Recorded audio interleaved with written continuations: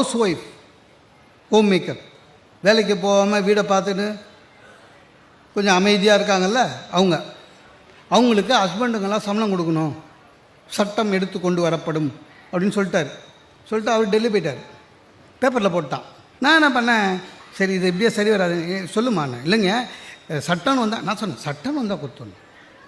இல்லை அதுக்கு இல்லைங்க, சம்பளம்னு கொடுத்தீங்கன்னா பிஎஃப்லாம் பிடிப்பீங்களா அப்படின்னா. எனக்கு என்ன பயம்னா, பட்டிமன்றம் பேசிட்டு லேட்டாக போனால் சாம்பார்லாம் சூடு வச்சு போடுறா, அதுக்கெல்லாம் ஓவர் டைம் எதுவாளோன்னு பயமாக இருந்தது. அப்புறம் சொன்னேன் எல்லாம் உண்டு, லீவுங்க எல்லாம் போனஸே உண்டு. ஆனால் ஒன்று, சம்பளம்னு வாங்கிட்டீங்கன்னா நீ ஸ்டாஃபு இல்லை, இதுவரையும் நீ சமைக்கத்தான் நான் தர்மத்துக்கு சாப்பிட்டுக்கிறேன். சம்பளம் கொடுத்த பிறகு சமையல் நல்லா இல்லைன்னா சஸ்பெண்ட் பண்ணுவேன். என்